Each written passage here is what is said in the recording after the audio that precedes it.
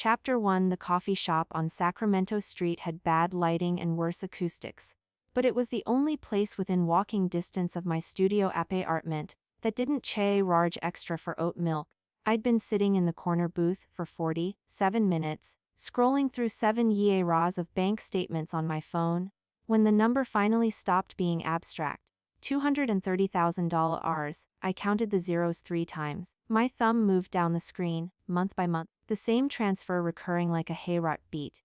Wars arv tsibay. Every 30 days like clockwork, for 84 months. Sometimes the memo line said rent. Sometimes it said household. Once, after my father had surgery, I wrote, for Dad, and sent an extra $500 I couldn't afford. The house on Alameda Street had been paid off since 1994. My mother told me that every Thanksgiving, usually right after she complained about property taxes, "At least we don't have a mortgage," she'd say, carving the turkey with the same knife she'd used since I was 7. That's more than most people our age can say. I believed her. I believed her when she said the money was for maintenance, for the new water heater, for the roof repair that somehow kept getting pushed back. I believed her when she said she'd put some aside for me, for when I was ready to buy my own place. "You're our daughter, Vivian," she'd say, using my full name the way she always did when she wanted something. "We're saving it for you." Last week, my brother Emarka posted a photo from Maui. He was holding a surfboard. Wearing sunglasses that cost more than my grocery budget for the entire month of January. The caption said, "Thanks Mom and Dad for the best graduation gift ever." He'd graduated from community college with a RDE GPA and a minor in day drinking. I'd worked 70-hour weeks through my own undergrad, waitressing nights and studying mornings, and my PA rents had given me a used laptop with a cracked screen and a card that said, "We're so proud." I should have known, somewhere in the back of my mind, I think I always did. But knowing and admitting are 2 different things. And admitting means you have to do something about it. "Vivian, your lat's up." I stood too fast and my bag caught the edge of the table. The coffee I'd ordered but hadn't touched sloshed over the rim and I stumbled back directly into the woman who'd been walking past with her own drink. There was a second of perfect, terrible slow motion. The way there always is right before something breaks. And then her white blazer was covered in brown liquid, and she was staring down at herself with an expression I couldn't read. "I'm so sorry. Here, let me." I grabbed napkins from the dispenser, my hands shaking, my face burning hot. "I wasn't looking, I didn't see you. I'll pay for dry cleaning." She put up a hand. Just one. Palm out, perfectly manicured nails beery of polish. Her fingers were long and pale and very still. She looked at the stain spreading across her chest, then, and I braced myself for the explosion that had to be coming.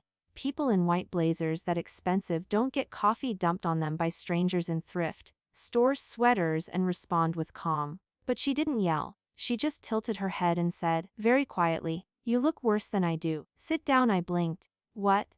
"Set." She pulled out the chair across from my booth and dropped into it, draping the ruined blazer over the back like it was a dish towel.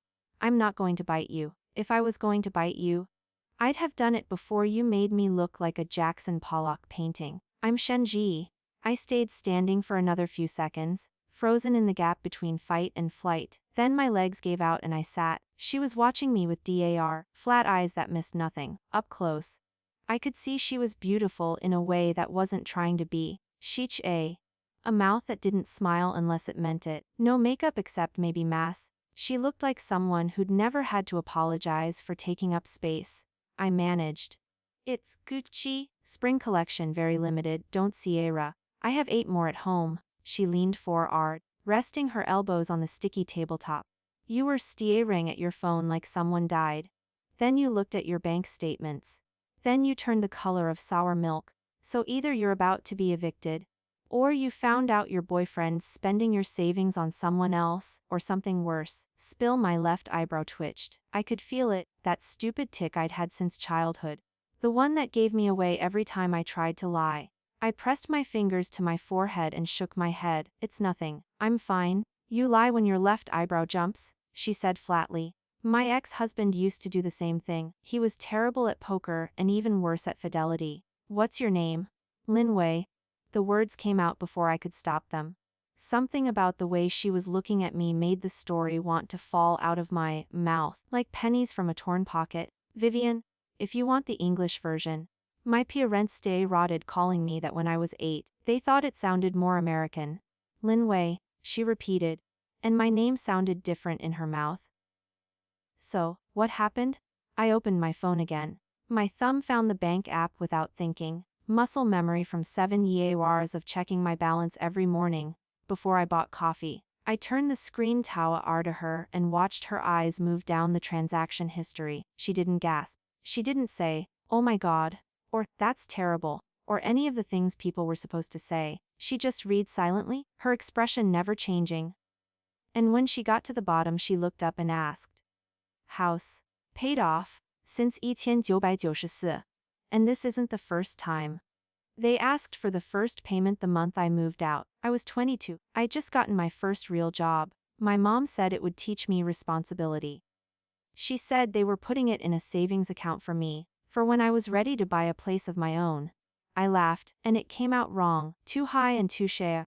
The roof on Alameda Street hasn't been repaired since I was in high school. I drove past last month. There's a TRP on the garage. She handed my phone back. Then she reached into her bag, a soft leather tote that probably cost more than my entire wardrobe, and pulled out her own phone. She scrolled for a moment, tapped a few times, and turned it toward me. The screen showed a contact card, a man's name Cheng Yu, with a photo of a wooden abacus where the profile picture should have been. Underneath, a title forensic accountant. Shen Ji said, "He did my divorce. My ex-husband thought he was being clever with offshore accounts and shell companies. Cheng Yu found everything in 6 weeks. He'll find yours too." I still read at the contact card. "I can't afford a forensic accountant. I can barely afford my laddie. Tell him I sent you.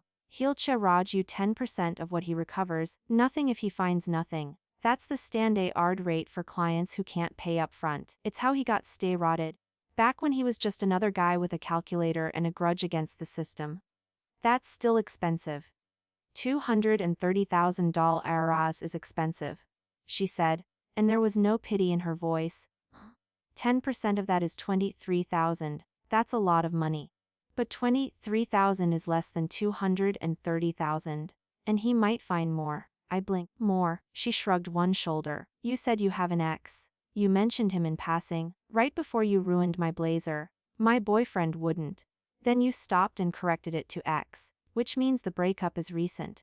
Which means there might be shared accounts, co-sign leases, joint purchases. If he moved money around before he left, Cheng Yu can find that too. It's not a separate charge, just part of the same investigation." I didn't say anything for a long moment. My phone buzzed on the table. I glanced at it automatically. The way you do when you're waiting for bad news to arrive. "Mom, Vivian, you forgot to send this month's rent. Your brother just rotted his new job, and I had to help him with his first month's deposit, so I'm a little short. Please transfer when you get this. Love you." I read it twice, then a third time. The words blurred and sharpened and blurred again. Shen Ji was watching me, her dark eyes patient and waiting. "Your family," she said, not a question. "My family," I agreed. She reached across the table and took my phone out of my hand. Gently, like you'd take a knife from someone who didn't know they were holding one.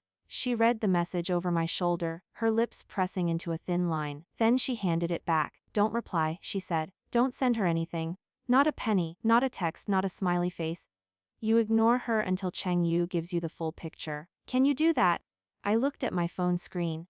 My mother's profile photo was a picture of her and my father in front of their house, the one on Alameda Street. The one I'd been paying for 7 years. They were both smiling. My father had his arm around her waist. The azaleas in the front rod were in bloom. "Yeah," I said, and my voice came out steady. "I can do that." Shenji nodded. She didn't smile exactly, but something in her face shifted, a crack in the ice. She pulled out a pen from her bag, uncapped it with her teeth, and wrote Cheng Yu's number on a napkin. "Call him Monday," she said, sliding the napkin toward me. "His office is in the financial district, 4th floor, no sign on the door. He likes it that way. Keep him out of your head and let him do the numbers." I picked up the napkin. The ink was smudged slightly from the coffee spill, but the digits were clear. I folded it twice and tucked it into my back pocket. "Why are you helping me?" I asked. I ruined your blazer. I don't know you. You don't owe me anything. She stood, picking up her ruined jacket and draping it over her arm. The coffee stain had turned from brown to an ugly shade of mustard against the white fabric. She didn't look at it. You spilled coffee on me and your first reaction was to apologize, she said, not to make excuses, not to blame me for standing in your way, not to cry about your own problems and make me feel bad for you. You just said sorry and grabbed napkins. She pulled a hair tie off her wrist and gathered her dark hair into a messy knot at the nape of her neck. There aren't many people left who do that. Don't make me regret it. She turned toward the door. The afternoon sun was pouring through the windows, catching the dust motes in the air, turning everything gold and hazy. She pushed the door open and then paused, looking back over her shoulder. One more thing. What? Your ex. The one you mentioned. What was his name? I thought about the text he'd sent this morning, the one about my squaw, about the way he'd looked at me, when he said I was too refull with money, too boring, too ordinary. About the girl I'd seen him with at the Fa Ermers racket last month, the one in the cashmere sweater who'd laughed at something he said, and touched his arm, like he was hers to touch. I said, his name is Zhou Yan. Shenji's mouth curved, just slightly, the rest hint of a smile. Good. Tell Cheng Yu I said to check his accounts too. I have a feeling about that one. Then she was gone, the door swinging shut behind her, and I was alone with a cold lat, a stained nap, and 7 years of proof that the people who were supposed to love me had been taking everything I had. I sat there for a long time. My phone buzzed again, mom again. Then my brother a mark, a single emoji questionin', the laziest form of accountability. I turned the phone face down on the table and picked up the napkin. Cheng Yu, Monday, Financial District. I didn't know what I'd find when I walked into his office. I didn't know if I had the stomach to look at the full picture, but I knew one thing for sure. I was done being the one who said sorry. Chapter 2. Monday morning came with rain and a headache that had started sometime around 3 a.m. and refused to leave. I stood outside Cheng Yu's building in the financial district, my umbrella dripping onto the sidewalk, and watched the suits stream past me with their coffee cups, and their earbuds and their faces set in that particular expression of people who knew exactly where they were going. I didn't know where I was going. I knew where I was standing. But that wasn't the same thing. The building was gray glass and gray steel. The kind of place that didn't have a name on the outside, because it didn't need one. I pushed through the revolving door and found a lobby that smelled like marble polish and ambition. The security guard didn't look up from his phone when I walked past. I was invisible in the way that only people who don't belong in places like this can be invisible.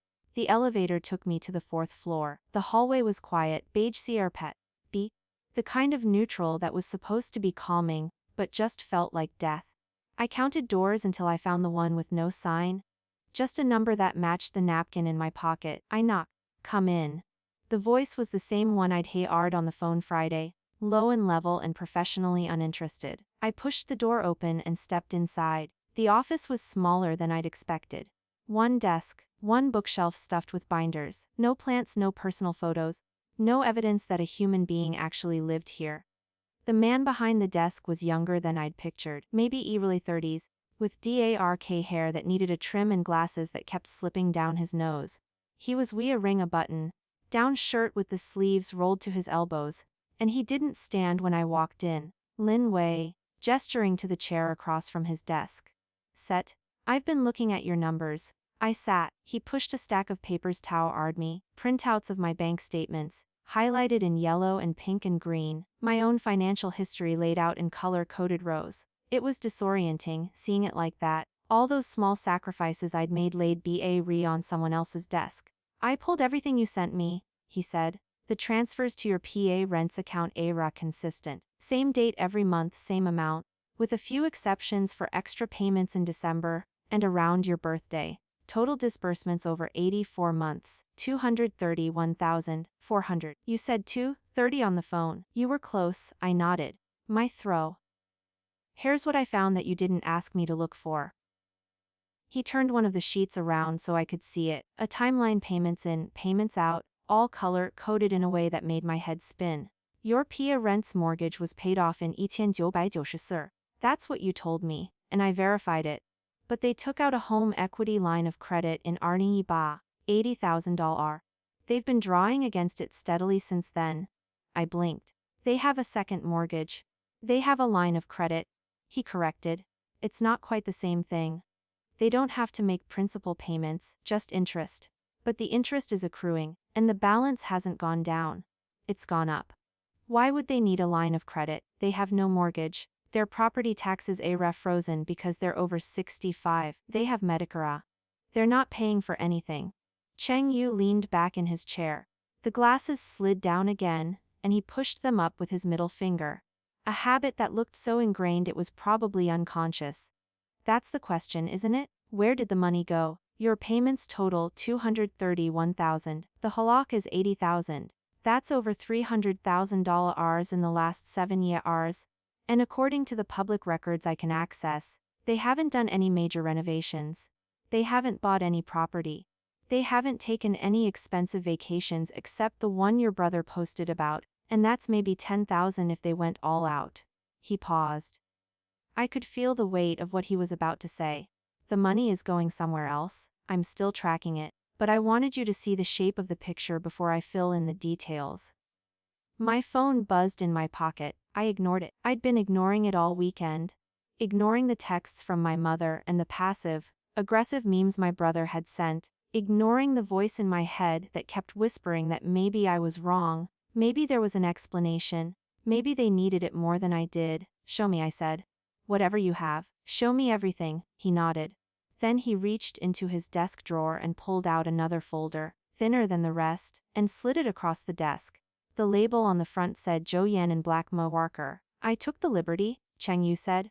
And there was something almost apologetic in his voice, almost. Z called me Saturday morning, told me to run a quick check on your ex. I did it before you even walked in.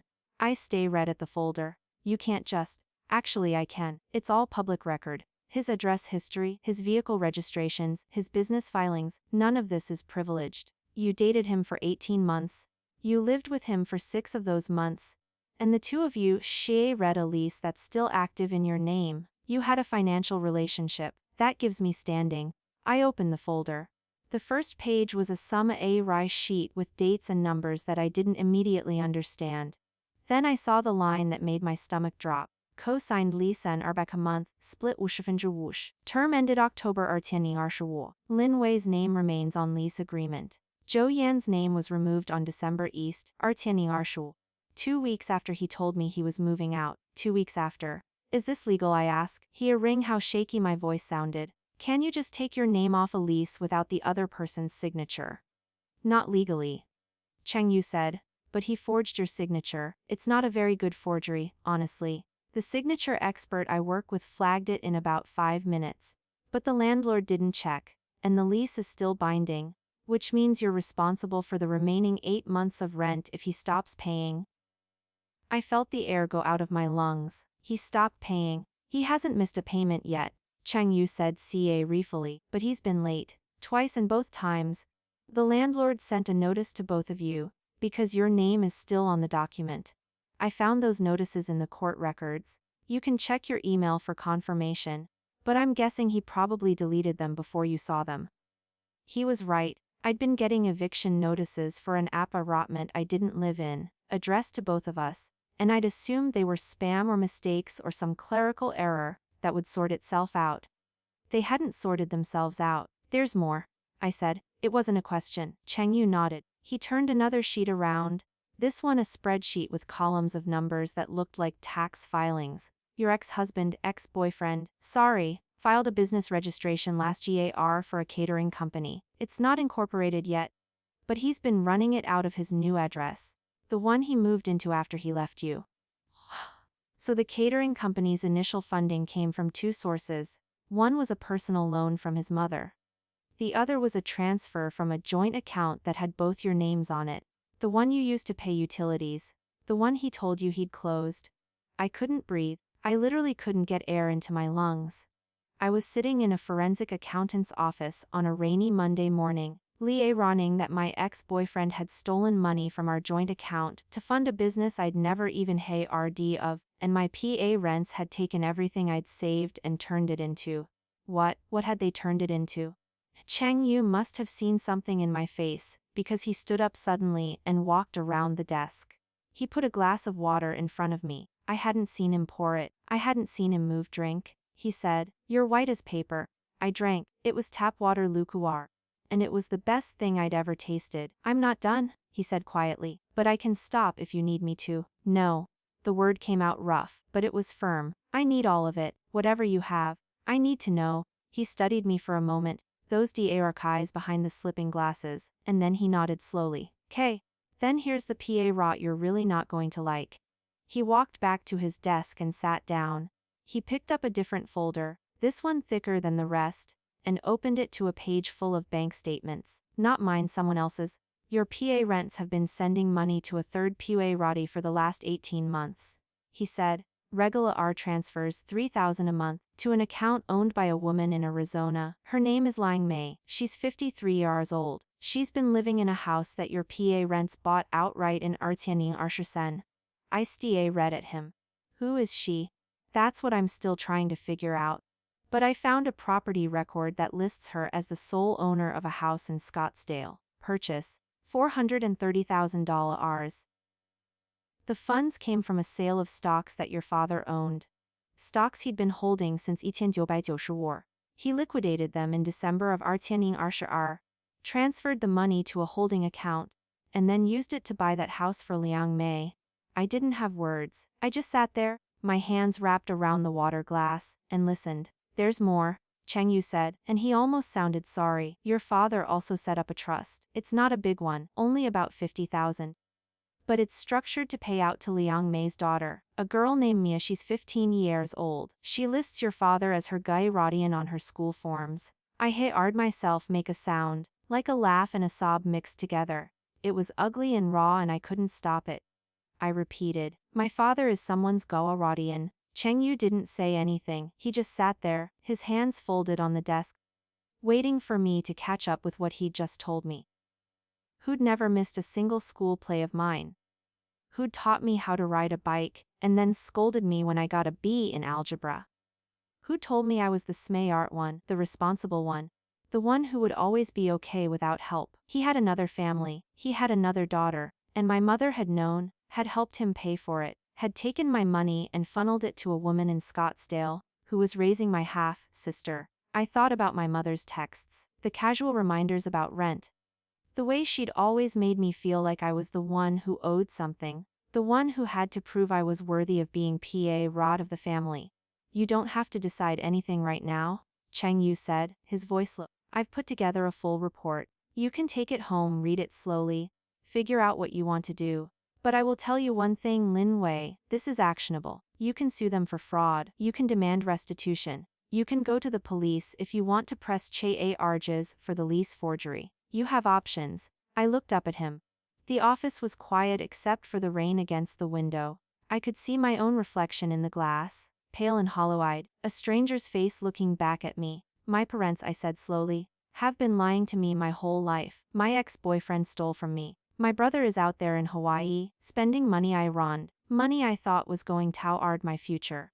And the woman who ruined your friend's blazer, who ruined my blazer, is the only person in this whole city who offered to help." Cheng Yu didn't blink. "Pretty much." I set the water glass down. I reached for the folder, the thick one, the one with the trust documents, and the property records, and the bank statements that told a story I'd been too blind to see. I pulled it toward me and stood up. "Thank you," I said. "I'll be in touch." He stood too. "Call me if you have questions." "And Lin Wei," I paused at the door. "Z said you'd probably try to do this alone. She said to tell you that she has a lawyer friend who specializes in family fraud cases.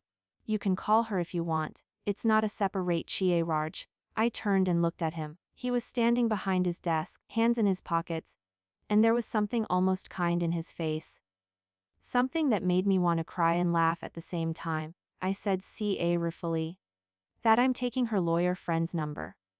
But I'm not calling until I've read everything in this folder. I need to know exactly what I'm fighting for before I start swinging." He nodded. "Fair enough." I walked out of the office and down the silent hallway. The elevator doors opened and I stepped inside, alone, the folder heavy in my hands. I didn't cry, I didn't scream. I just stood there, watching the numbers count down, and I thought about all the years I'd spent apologizing for existing. When the elevator doors opened in the lobby, I pulled out my phone. I had 18 unread messages, all of them from my mother. The last one sent 5 minutes ago, all caps. Chua shi rin ti. Ara u corrbabou. Kyle US. I typed a reply, 1 sentence, 3 words. I'll call when I'm ready. I hit send and pocketed the phone. Outside, the rain had stopped. The sun was fighting through the clouds, pale and weak and still trying. I stepped onto the sidewalk and started walking, the folder tucked under my arm, and for the first time in 7 years, I wasn't scared of what I'd find next. I was angry, and anger I was learning was a much better fuel than shame. Chapter 3. I spent 3 days inside my studio apartment with the blinds drawn, reading the same documents over and over until my eyes burned. Cheng Yu's report was thorough, painfully thorough. He'd traced every penny, every transaction, every lie dressed up as a fact. My father's stock liquidation. The shell company he'd set up to funnel the money. The deed to the house in Scottsdale with Liang Mei's name on it. The trust for Mia, 15 years old, enrolled in a private school that cost $18,000 a year. $18,000. My annual rent payment had been $32,000. Some of that had gone to Artie, a teenager's tuition. A girl I'd never met, who'd never asked for any of this, who was probably sitting in a classroom right now, learning history or math, or whatever they taught at private schools in Arizona, completely unaware that her entire existence was financed by someone else's stolen future. I wasn't angry at Mia. I'd tried to be, for about 30 seconds, and then I'd realized that she was just another collateral damage in my father's long history of doing whatever he wanted, and calling it love. She didn't know. She was 15. She probably thought my father was just a generous older man who'd helped her mother buy a house. God knew I'd believed worse things about him for longer. The text from my mother sat unread on my phone. I hadn't responded to any of them since Monday. She'd sent 17 more in the last 3 days, each one increasingly frantic, oscillating between anger and fox, concern with the ease of someone who'd had years of practice. The last one, sent at 6 that morning, said simply, "Your father is worried sick. You're breaking our hearts." I set the phone face down on the coffee table and poured myself another cup of tea. I didn't cry anymore. I'd done all my crying on Monday night, curled up on my bathroom floor with the shower running so the neighbors wouldn't hear. Now I was just empty, hollowed out, a shell of a person who'd spent her whole life trying to earn love that was never actually on offer. That was the thing I couldn't quite get my head around. I'd worked so hard for so long, trying to be good enough, trying to be the daughter they'd wanted.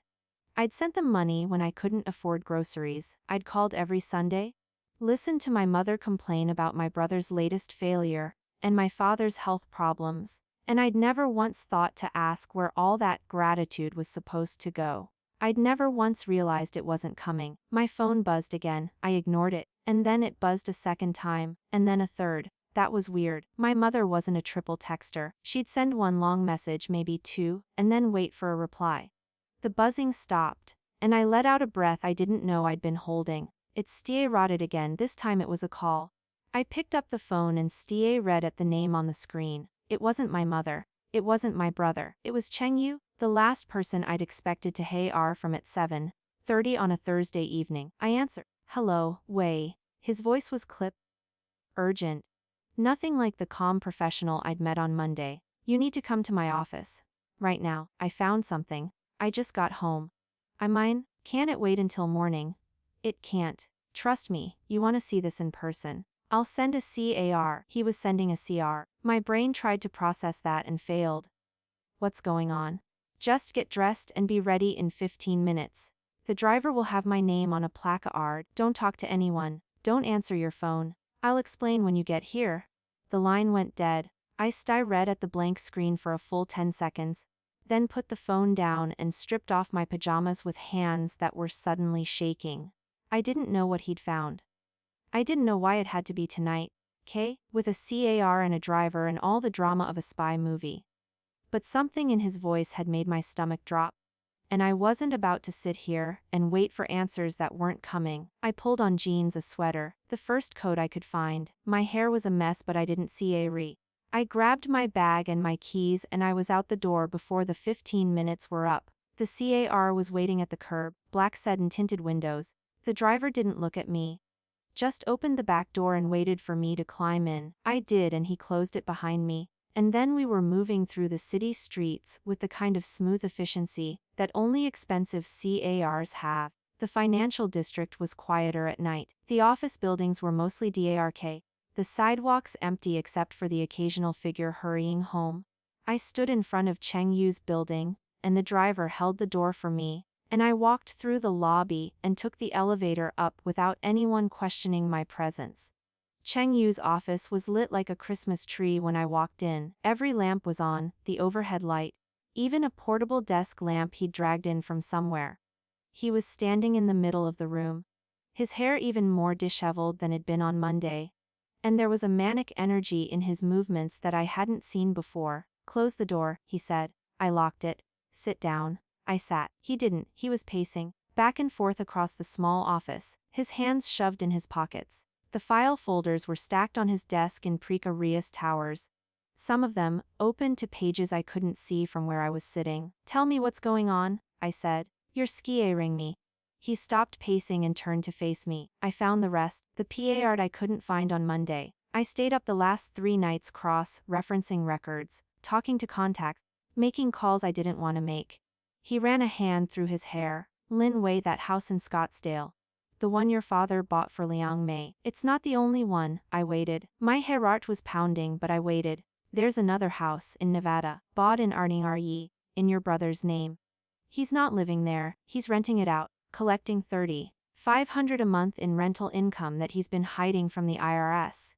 Your father helped him set it up, helped him with the down payment, helped him create a fake corporation to manage the rental so he wouldn't have to report the income on his personal taxes." The room tilted, just slightly. I put a hand on the desk to steady myself. "Your brother has a house," I repeated. "A house he rents out. A house I've never heard of. That he bought with money from my father, that I was paying for with my rent money." Cheng Yu nodded grimly. "That's not all. There's a third property, a small condo in the East Bay. It's in your mother's name only. She bought it in Artianni right around the same time your father was liquidating those stocks. She's been renting it out too. But the rental income goes into a separate account, one that doesn't show up on any of the standard financial records." "Why would she do that?" "Because she's planning to leave him." Cheng Yu said it flatly, without emotion, like it was just another piece of data. "I found emails, they were deleted, but I have a contact who recovered them. Your mother's been talking to a divorce lawyer for the last 6 months. She's been quietly stashing money away. The condo, the separate account, even some jewelry she bought and put in a safety deposit box. She knows about Liang Mei. She knows about the other daughter. She's been planning her exit strategy for a while, and she used your payments to fund it." I opened my mouth, closed it, opened it again. "So my mother was stealing from me," I said slowly, "to pay for a divorce from my father, who was also stealing from me, to pay for his mistress and his other daughter. And my brother was stealing from me, to pay for a rental property he bought with my father's help. 3 separate people, 3 separate schemes, all at the same time, all built on my money." "4, Cheng Yu corrected. "Your brother's girlfriend is also involved. She's been helping him manage the rental property, and she's listed as a co-signer on some of the business accounts. She's not directly taking money from you, but she's benefiting from it. You could potentially add her to the list of PAs involved." I started laughing. It was hysteric, unhinged laughter that I couldn't control. The kind that comes out when your brain decides it's had enough, and just shuts down for a while. Cheng Yu watched me, his expression unreadable, and waited for me to stop. I gasped, wiping my eyes. "I don't mean to laugh, it's so ridiculous, all of it. I was paying for my mother's secret divorce fund, and my brother's rental property, and my father's mistress all at the same time. I was working overtime shifts and eating ramen, so my family could set themselves up for a future they didn't even want me to be part of." "It's not funny," Cheng Yu said, but his voice had softened slightly. "No, it's not funny," I agreed. "It's terrible. It's the most terrible thing that's ever happened to me. But if I don't laugh, I'm going to cry, and I already did all my crying on Monday. I don't have any tears left." He nodded slowly. "You have a right to be angry." "I don't want to be angry, I want to be done." I stood up, walking to the window. The city lights spread out below me, beautiful and indifferent. Somewhere out there, my mother was probably lying awake in her bed, worrying about whether I'd found out the truth. My father was probably at his mistress's house in Scottsdale, playing father to a daughter who wasn't me. My brother was probably in his rental property, counting the cash from his tenants, laughing at how easy it all was. And I was standing in a forensic accountant's office at 9 o'clock on a Thursday night, trying to figure out how to take my life back. She's lawyer, I said without turning around. She good? The best in the city. She's a former prosecutor. She's never lost a fraud case. And she'll take my case. G already called her. She's waiting for your call. She said to tell you that the statute of limitations is still running on most of this, but you need to act fast if you want to freeze their assets before they move anything else. I turned. Cheng Yu was still standing in the middle of the office, looking at me with something that might have been respect. I didn't know him well enough to be sure. Freeze their assets, I repeated. That's a thing I can do. You can file a motion. Your lawyer will help you with the paperwork. Once the assets are frozen, your PA rents and your brother won't be able to access any of their accounts, including the rental income and the trust for Liang Mei. They'll be stuck. I let the idea sit in my head for a moment. My PA rents, locked out of their own money. Unable to collect his rental checks. My father's mistress, waiting for a payment that would never come. I want to do it, I said. I want to freeze everything. I want them to know what it feels like to have something taken from you. Cheng Yu nodded. I'll get you the lawyer's number. But Lin Wei, before you make any decisions, you need to understand something. Once you stay rot this process, there's no going back. Your family will know. They'll fight back. They'll try to guilt you, manipulate, make you feel like the bad guy. Are you ready for that? I thought about my mother's texts, my brother's silence, all the years I'd spent trying to be good enough, quiet enough, invisible enough to earn love that was never there. I've been ready my whole life, I said. I just didn't know it. Cheng Yu pulled a business card out of his desk drawer and handed it to me. It was plain white, no logo, just a name and a number. Call her in the morning. Tell her I sent you. And Lin Wei, what? He looked at me for a long moment. I don't say this often, but you're tougher than you look. Most people would have fallen happy art by now. You haven't. I slipped the card into my pocket. I'll fall up or out later. Right now I have a family to ruin. He almost smiled. That's the spirit. I walked out of his office into the silent hallway, the card burning a hole in my pocket. Outside, the black sedan was still waiting, and I climbed in without asking where we were going. The driver didn't speak. The city scrolled past the tinted windows, all those lives living themselves without me. When I got back to my appartement, I pulled out my phone. 18 more messages from my mother, 8 from my brother, 1 from an unknown number that I didn't open. I scrolled through them all, reading the guilt trips and the accusations and the fake concern, and then I turned my phone off and set it face down on the table. Tomorrow, I was going to call a lawyer. Tomorrow, I was going to start taking things back. But tonight, for the first time in 7 years, I was going to sleep without dreaming about anyone else's future but my own. Chapter 4. The lawyer's name was Song Chu, and she met me at a diner near the courthouse, because she said her office made people nervous. She was small and sharp and wore glasses that made her look like a librarian. But when she opened her mouth, the law came out like a weapon. Here's what we're going to do, she said, sliding a stack of papers across the Formica table. We file the asset freeze first thing Monday morning. I've already drafted the paperwork. You sign here, here, and then we serve your PA rents, your brother and Liang Mei simultaneously. They'll receive the notices within 24 hours of each other. They won't have time to coordinate a response. I signed. My hand was steady. That surprised me. You'll also need to file a separate claim against your ex-boyfriend for the lease forgery, she continued. That's a criminal matter, not civil. So we'll be going to the police with that evidence. Cheng Yu's report is thorough enough to secure a warrant. Your ex is looking at fraud charges if he doesn't settle. Settle? Pay you back the money he took, plus interest plus damages, or he goes to court and explains to a judge why he forged your signature on a legal document. She shrugged. Most people choose the first option. I nodded. It all sounded too simple, too clean. I'd spent so long feeling powerless that the idea of having actual, legal power over these people didn't feel real. It felt like a movie. something that happened to other people. But Song Chu was looking at me with those sharp eyes. And she didn't seem like the kind of person who made things up. I should more on you, she said. Your family is going to react badly. They're going to call, text, show up at your door. They're going to say terrible things. They're going to try to make you feel crazy. That's normal. That's what people do when they're caught. The important thing is not to engage. I'd heard that before, from Cheng Yu, from Ji. From the voice in my head that kept telling me to stay strong. But knowing something and doing something are two different things. And I wasn't sure I was ready for what came next. Don't reply to anything, Song Q said, reading my expression. Not a single message. Everything they send you forward to me. Everything they say to you in person. California is a two-party consent state. So you have to tell them you're recording, but once you do, their words array evidence. Use that. I left the diner with a folder full of legal documents and a numb feeling in my chest. The sun was out, cold and bright, and I stood on the sidewalk for a long moment, just letting it hit my face. Everything was about to change. I could feel it. The way you can feel a storm coming in the heaviness of the air. The first call came that night. I was making dinner, a simple thing with noodles and vegetables, and my phone lit up with my mother's name. I let it ring, it went to voicemail. A minute later, a text. We need to talk, it's urgent. Your father had a health scare today. Please call us. I stared at the screen. A health scare, how convenient. My father had been having health scares my whole life, timed suspiciously well around every difficult conversation we'd ever had. The last one had happened the week before I moved out.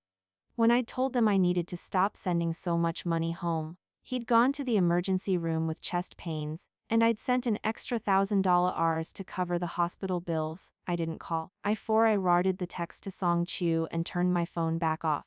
The next message came from my brother. Mom's crying. Dad's really sick this time. You're being a selfish bitch. I forwarded that one too. Then I ate my dinner, washed my dishes, and went to bed. Tuesday morning, I woke up to 17 missed calls and 42 text messages. My mother had escalated from concern to hysteria. My brother had escalated from name calling to threats. My father, for his Pierre, had sent a single, carefully worded message that read, "We'll love you, Vivian. Whatever you think you've found out, we can explain." I forwarded all of it to Song Chu and went to work. My job was an administrative position at a textiere tup, the kind of place where everyone was young and optimistic and the coffee was free. I sat at my desk and read at spreadsheets for 8 hours, pretending I was fine. Pretending the world wasn't burning down around me. No one noticed. That was the thing about being invisible. About being the person who always showed up and never complained. When you finally needed someone to notice you, no one did except one person. My phone buzzed with a text during my lunch break. Expecting another message from my mother, and saw a name I hadn't expected, Shenji. Tomorrow. Same place. That was it. No explanation, no preamble, just a command. I almost laughed. I hadn't seen her since the day I'd ruined her blazer, and somehow she'd become the most consistent presence in my life. The forensic accountant she'd recommended, the lawyer she'd called, she kept dropping resources in my lap like breadcrumbs, and I kept following them without asking why. I showed up at the coffee shop at 1 o'clock on Wednesday, and she was already there. Same booth, same posture of absolute stillness. She was wearing a different blazer, cream-colored this time, and when I sat down across from her, she slid a lad across the table. Drink, she said. You look like you haven't slept in a week. 3 days. I corrected. I've slept 3 days. The rest was optional. She didn't smile. She didn't even acknowledge the joke. I heard about the asset freeze. Song Q called me this morning, said your family is losing their minds. Losing their minds was putting it mildly. My mother had left me a voicemail that was so hysterical I'd had to stop listening halfway through. My brother had shown up at my apartment building yesterday evening, banging on my door until the neighbors complained. I hadn't opened it. I just sat on the other side of the door, listening to him scream, waiting for him to leave. They're saying I'm destroying the family, I said. They're saying I'm ungrateful, selfish. That I owe them everything they took and more. My mother told me I was a disappointment. My father left a message crying. I think it might have been fake crying, but I couldn't tell. I don't know anymore. Ji was quiet for a moment. Then she reached across the table and did something I didn't expect. She took my hand. Her fingers were cool and dry. and they held mine with a grip that was stronger than I'd imagined. She didn't say anything, she just held my hand, her thumb brushing lightly across my knuckles, and let me breathe. "You're not destroying your family," she said finally. "They destroyed themselves. You're just the one who decided to stop holding the pieces together." I stared at our hands, hers over mine. The contact was intimate in a way that surprised me. We really knew each other. We'd met by accident, literally. But there was something in the way she was looking at me now, something I couldn't quite name. "Thank you," I said, and my voice came out rough. "For everything, the accountant, the lawyer, the hand-holding. I don't know why you're doing all of this for me." She pulled her hand back, but slowly, like she didn't really want to. "I told you I like people who apologize. It's art or equality. That's not a real reason." "No," she agreed. "It's not." The silence stretched between us. I could feel something shifting. Something I didn't have a name for. The coffee shop was noisy with the lunch crowd, but the noise seemed to recede around us, muffled and far away. "I had a sister," G said suddenly. 6 years ago. She was the one who apologized for things that weren't her fault. The one who kept giving and giving until she had nothing left. And then she married a man who took the last piece of her and she let him. Because that was the only way she knew how to be loved. I didn't say anything, I just waited. The day I found out what he'd done, I went to a coffee shop. I sat in a booth and stared at my phone and I felt like my whole world had ended. She paused, and a stranger bumped into me and spilled coffee all over my blazer, and she apologized. She apologized so many times so sincerely, that I had to sit down and tell her it was okay, because she reminded me of my sister. The version of my sister who still believed that saying sorry would fix everything. The words hung in the air between us, fragile and raw. I didn't know what to say. "What do you say to something like that?" Don't you dare apologize," she said, and for the first time she smiled. It was a small smile, be really there, but it transformed her whole face. "That's the point. You don't have to apologize, not for any of it." We sat there for a long time after that. The lat went cold. The lunch crowd thinned out and then swelled again. Neither of us moved. She told me about her sister, about the divorce, about the years she'd spent rebuilding herself from the ground up. I told her about my childhood, the constant low-grade disappointment, the feeling that I was never quite enough. I told her about my parents' house on Alameda Street, and how it had never felt like home, and at some point, without either of us planning it, she leaned across the table and kissed me. It was quick, barely a brush of lips. And then she pulled back like she'd been burned. Her eyes were wide, uncertain. Nothing like the confident woman I'd met a week ago. "I'm sorry," she said. "I shouldn't have." "No," I said. "Don't apologize." She stared at me. I stirred back. "I don't know what I'm doing," I admitted. "I don't know what any of this means. My family is falling out. I'm probably going to have to talk to a judge in a few weeks. My ex-boyfriend is going to try to weasel his way out of paying me back. My brother might have actually threatened me in a text. And I'm not sure if that's legally actionable or not. And I have no idea what I'm doing with my life." "That's a lot of things you don't know," she said quietly. I laughed, and it came out wetter than I expected. "But the one thing I do know is that you're the first person who's ever made me feel like I wasn't a burden. You gave me Cheng Yu and Song Chu and a chance to fight back, and you didn't ask for anything in return. And I don't know if that means I'm supposed to kiss you back or run away screaming, but I think I'd rather find out than spend the rest of my life wondering." She was very still. "And what did you decide?" I leaned forward, slowly, giving her every chance to pull away. She didn't. Her eyes fluttered closed just before my lips met hers, and the second kiss was longer, deeper, nothing like the first. Her fingers found my wrist, and I could feel her pulse racing against my skin, fast and uneven. When we finally pulled up the coffee shop was almost empty. The afternoon light had shifted, long and golden through the windows. I felt like I'd just woken up from a dream. "I have to go," G said, but she didn't move. "I have a meeting." She stood. I stood. We looked at each other across the booth. And there was something different in her expression now. Something that looked almost like hope. "Call me," she said. "When you're done with all the legal stuff. Call me, we can figure out the rest." I nodded. I couldn't find my voice. She walked away, and I watched her go. Watched the way the light caught her hair, and the way she moved through the crowd like she owned it, and then she was gone, and I was alone with a cold lat and a heart that was beating faster than it had in years. I didn't know what was going to happen next. I didn't know if my family would ever speak to me again. I didn't know if my ex would go to jail or pay me back or both. I didn't know what it meant that I'd just kissed a woman I'd known for exactly 10 days. But for the first time in my life, I didn't need to know. For the first time in my life, I was okay with not having all the answers. I'd figure it out. I'd figure all of it out. And I wasn't going to apologize for any of it. Chapter 5. The courtroom was smaller than I'd imagined. I'd spent the last 3 weeks watching legal dramas on my laptop, preparing myself for something grand and intimidating. But this was just a room with wood, paneled walls and fluorescent lights, and a judge who looked like she'd rather be anywhere else. I sat at the plaintiff's table with Song Chu on my left and Cheng Yu on my right. They'd both shown up, unasked, and when I'd tried to thank them, Song Chu had waved me off and Cheng Yu had muttered something about seeing it through. Ji was in the back row, tucked into a corner where she could see everything without being seen. She texted me that morning, just 3 words. "You've got this?" I didn't feel like I'd got this. I felt like I was going to throw up. But I sat up straight and kept my hands still on the table, and waited for my family to walk through the door. They walked in together, all 3 of them, like a united front. My mother was wearing a dress I'd never seen before, something expensive and navy blue. My father had his arm around her shoulders, performing concern like it was a role he'd been rehearsing. My brother was in the back slouching, his face a mask of contempt. They looked like a family. They looked like they always had.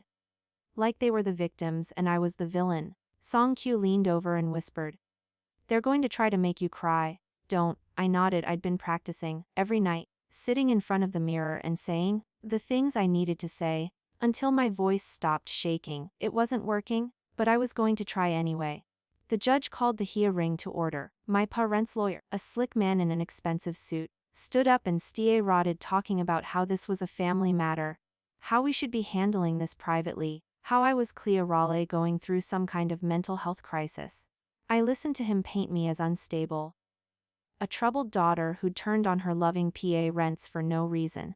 Then Song Chu stood up and opened with the documents, bank statements, property records, trust, the whole ugly truth laid out on that polished wooden table. She walked the judge through each piece of evidence, step by step, and I watched my mother's face go pale and my father's jaw tighten, and my brother's posture shift from contempt to something that looked almost like fear. By the time Song Chu was done, there was nothing left to say. The numbers didn't lie. They couldn't. I'd spent 7 years sending money to people who'd taken it, and used it to build secret lives I was never meant to see. The judge took a long pause. She looked at the documents. She looked at my parents. She looked at me. "Miss Lin," she said, "do you have anything you want to say?" I stood up. My legs were shaking, but I stood up. I looked at my mother, who wouldn't meet my eyes. I looked at my father, who was staring at the table like it held all the answers. I looked at my brother, who was trying to send me silent threats with his expression. "I spent my whole life trying to be good enough for them," I said. "I sent them money when I couldn't afford groceries.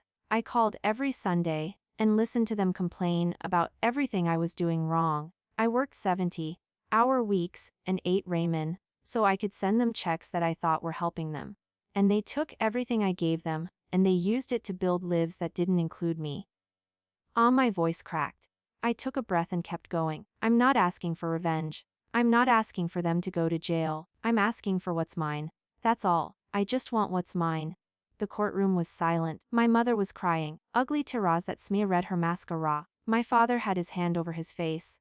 My brother was looking at me like I'd just stabbed him in the heart. The judge didn't look at them. She looked at me. In light of the evidence presented, she said, "I'm granting the asset freeze request. I'm also ordering an immediate audit of all accounts named in the complaint. Restitution will be determined at a later hearing, but it's clear from the documentation that the plaintiffs have a strong case." My parents' lawyer started objecting. The judge overruled him. My brother started shouting, and a bailiff had to step in. My mother was crying so hard she couldn't speak, and I stood there, watching it all fall apart, and I didn't feel guilty. I felt tired, I felt hollow, but I didn't feel guilty. The hearing ended, the judge left. The bailiff escorted my family out. My brother still screaming, my father silent, my mother sobbing into her expensive sleeves. I stood at the table, looking at the empty courtroom, and then someone was beside me. She'd come down from her corner and she was standing so close I could feel the warmth of her arm against mine. It's over, she said. Part of it, I corrected. The first PR still. You did it. I turned to look at her. She was beautiful in the terrible fluorescent light. Steady, nothing like the chaotic mess I was feeling. She reached for my hand and I let her take it, let her fingers lace through mine. Thank you, I said. For what? For being here? For everything. For the coffee and the accountant and the lawyer and... I stopped. I couldn't say the rest. Not here, not yet. She squeezed my hand. Don't worry about the rest. We'll figure it out. We walked out of the courtroom together, past the reporters and the cameras I hadn't expected, past the crowd of people who'd shown up to watch someone else's tragedy unfold. Song Chu was on the phone, already working on the next steps. Cheng Yu was walking ahead of us, his shoulders relaxed for the first time in weeks, and I was holding Ji's hand. Walking out of a courthouse with my head held high, that night she took me to dinner, not a fancy, just a small restaurant in the Mission with mismatched chairs and candles on the tables. We sat in a corner booth and ordered too much food and talked about nothing important. She told me about her job, something in marketing that I'd never fully understood. I told her about the startup and my boss who never remembered my name. And then, somewhere between the wine and the tiramisu, she said, "So what happens now?" I shrugged. I don't know. Song Chu says I'll probably get most of the money back, maybe all of it. My ex-boyfriend's already been contacted by the police, so that's going to be a whole separate mess. My family is going to have to sell some of the properties to pay me. My mother's divorce is probably going to fall apart. My father's going to have to figure out how to tell Liang Mei that the money's stopped coming. That's a lot of other people's problems. Ji said, what about yours? I thought about it. I'd spent so long thinking about everyone else's problems that I'd forgotten how to think about my own. I want to move, I said, out of that studio, into somewhere with a bedroom, and I want to take a vacation, a real one, not a weekend trip. I've been working since I was 16 and I've never taken a real vacation. That's doable. I want to write a book. I've been thinking about it for years.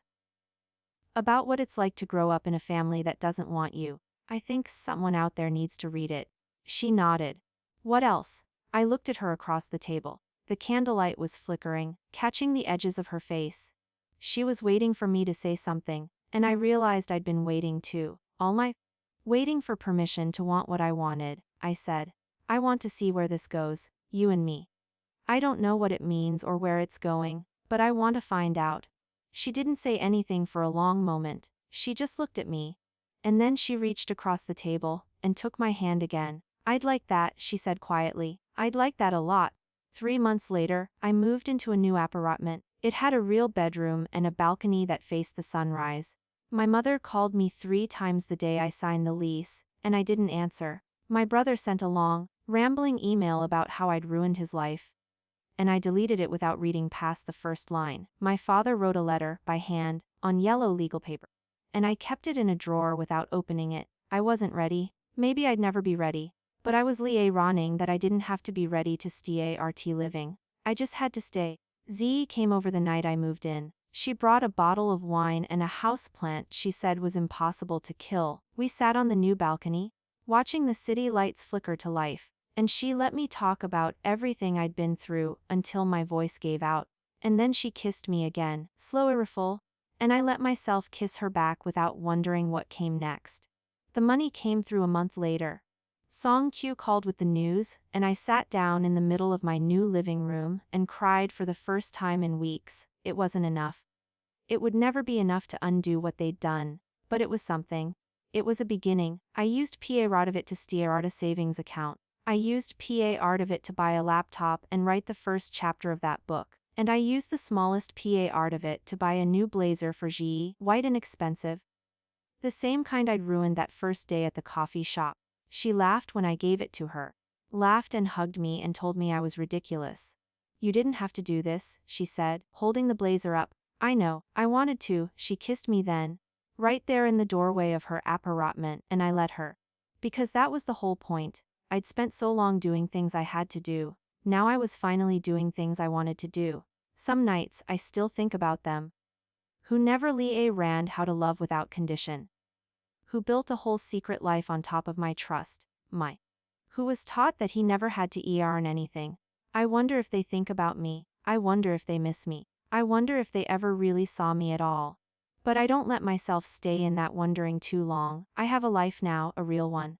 I have a woman who kisses me in doorways and a book that's taking shape on my laptop and a balcony where I can watch the sun come up.